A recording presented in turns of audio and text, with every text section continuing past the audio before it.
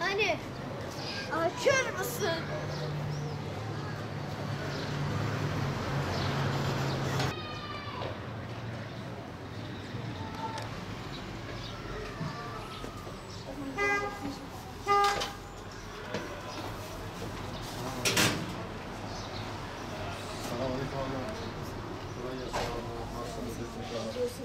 Allah sizden de razı olsun. Kalsın abi. Ha, nasıl Ne olacak inşallah? Ne yetiştiremeyiz.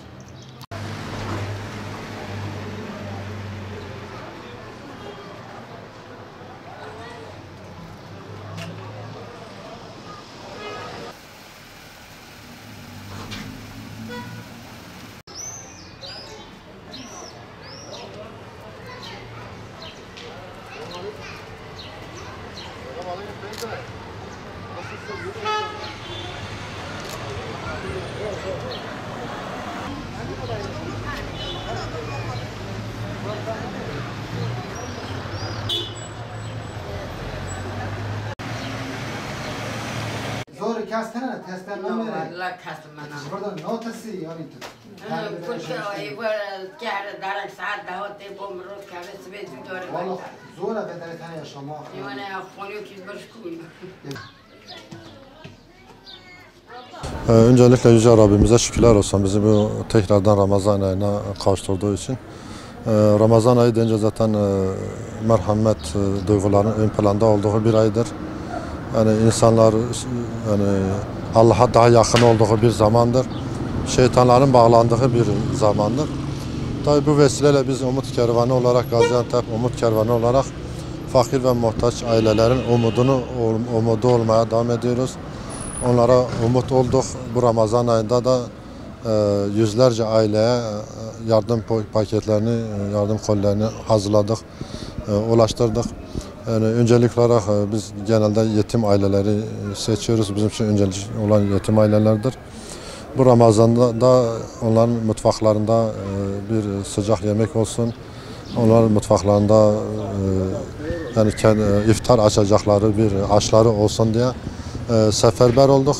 Yani bu Ramazan'da bütün dernek üye ve günlerimizle beraber yani her fakire bir umut ol kampanyası adı altında yani yardım topluyoruz, yardım çalışmalarımız var. Hayırseverlerden yardım isteyip hayırseverle fakir arasında köprü görevi görüyoruz. Hayırseverlerden aldığımız bu yardımları da yerine ulaştırıyoruz. Fakir ve muhtaç ailelere tespit ettiğimiz komisyonlarımızın tespit ettiği ailelere o yardımlarımızı ulaştırıyoruz. Ve bundan dolayı da çok mutluyuz, çok şükürler olsun. Gördüğünüz gibi iftara doğru bir zamandayız. Yardım paketlerimizi hazırladık, dağıttık ve bununla hakikaten ne kadar da sevinsek azdır yani. Biz geçen sene de olduğu gibi bu sene de iftardan önce fakir ve muhtaç ailelere yardım ulaştırıyoruz. Yani bunun sebebi şudur, yani iftardan önce fakir ve muhtaç ailelere birer paket en azından yardım ulaştıralım ki iftar açmadan önceki en makbul olduğu duaların en makbul olduğu andır, zamandır.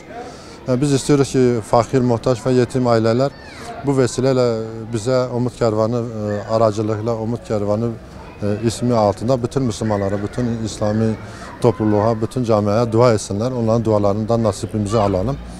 Yani her gün en az 3-4 aile yardım paketlerimizi iftara doğru ulaştırmaya çalışıyoruz inşallah. Biz Ramazan öncesi ortalama 400 aile yardım paketlerimizi hazırladık, yardım paketlerimizi ulaştırdık. Biz Ramazan ayı içerisinde hedefimiz 1500 ailedir. Hayırseverler yardımlarını ulaştırırlarsa bu 2000 aileye de çıkabilir.